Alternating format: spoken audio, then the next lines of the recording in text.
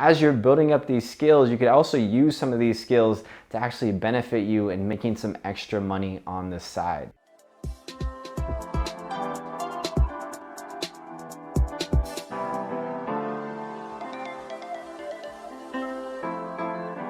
What's up, fam? Welcome back to the channel. If it's your first time here, welcome. My name is Phil Starpon. This is Phil's Guide to PsyD. This channel is dedicated to all things clinical psychology. If you care about psychology or wellness, or even if you want a little bit of a sneak preview into what grad school might look like for you, then this is the channel for you.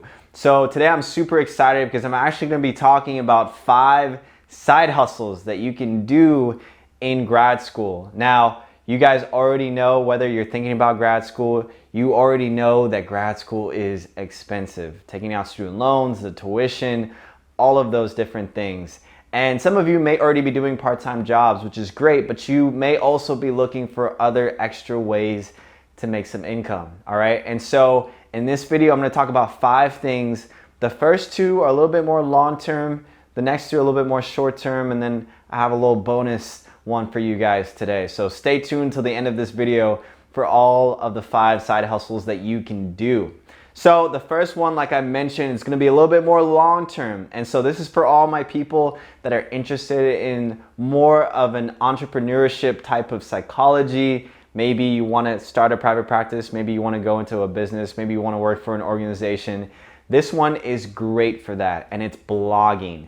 Now, here's what I'm going to say. The reason I say it's long-term is that usually it takes some time. Once you start blogging, you may not see that income coming in right away because it takes some time to build an audience. It takes some time to get people to your website. It takes some time to really kind of get traction and get traffic and all of those different things. But I do think it's worth it, especially if you are interested in some type of entrepreneurship psychology where you want to go into a private practice or work for an organization. And before you know it, once you start having clients and patients, a lot of your blog posts could actually help them, right? If you have a lot of posts that deal with wellness and mental health and things like that, you can actually give those to your clients at some point in the future where they can read them. It might be able to help them, whatever it is. Number 2, the next one is also long-term, and that's YouTube, okay? So I've already kind of actually done a previous video about some of the first things to think about before starting a YouTube channel.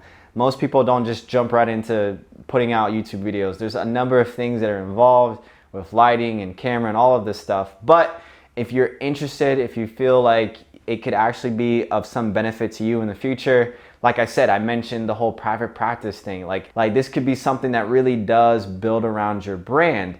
And again, with YouTube is that over time, hopefully you start to make a little bit of money once you start getting more traffic, you start getting more subscribers. Those are the 2 things that are a little bit long-term.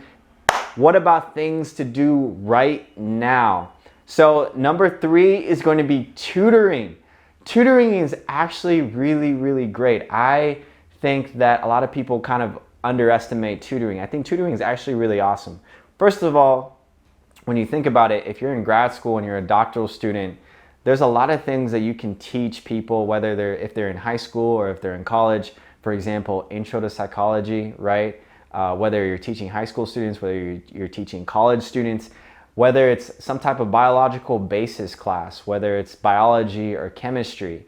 Now, the nice thing about tutoring is that you can make your own hours, you make your own wages, and the more clients you get, the more money you make. And there's actually a number of different websites out there that will actually give you clients. Now, they'll take a percentage of your pay cut, of course, but they'll give you clients and you'll actually be able to meet with people, whether it's virtually or maybe even in person, where you can tutor them.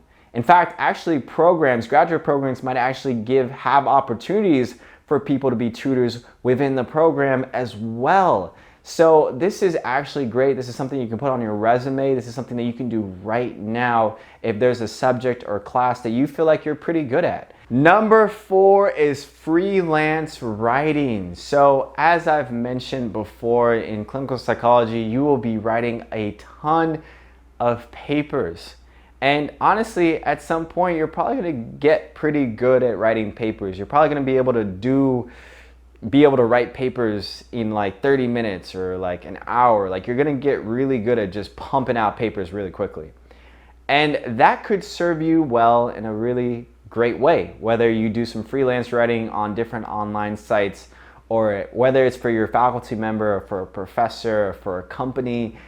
People are looking for writers. People are looking for people to be really good editors and proofread their writing as well. And so freelance writing could be something that could be very beneficial. I know there's a number of different sites. If you feel like you have a knack for freelance writing, feel like you have a knack for writing in general and organizing different sentences and paragraphs and storytelling or proofreading or editing, people even for companies and things like that, they tend to trust psychologists as fairly good writers because they know how detailed psychologists are when it comes to writing about treatment planning for their patients and things like that. And so as you're building up these skills, you could also use some of these skills to actually benefit you in making some extra money on the side. Whew! All right, that takes us to number 5. Number 5 is in my opinion, I think is great.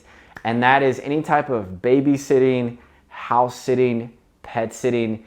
I mean, these are jobs that will be around forever, probably. Like there's always going to be people that need someone to babysit. There's always going to be people that need someone to house sit because they travel.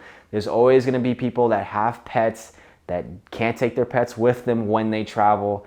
And so honestly, babysitting, house sitting, pet sitting is great because one of the best things about that is that they're pretty versatile jobs. You can basically plan your hours. Chances are it'll probably be easy to find some faculty member or some employee that needs babysitting or needs pet sitting.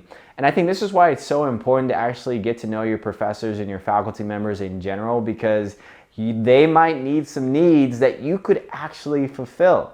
And so I think the best part of that is just networking within your program, whether it's babysitting, house sitting, or pet sitting. But there's also a number of different online companies out there that you can also apply for. You can put it on your resume. You can put it on different things of where you can actually give your services to people in that way. And so those are the 5 side hustles. If there was a side hustle that I didn't mention that you thought I was gonna mention, definitely put it down in the comment section below. I would love to know what your guys' versions of side hustles are and what you guys are doing for your side hustles if you're already in grad school. I think that would help the community out in general too, for other people that are looking for other options for side hustles. If you haven't already, smash the like button. And also, if you haven't subscribed, subscribe to the channel. But with that, I will see you guys in the next video.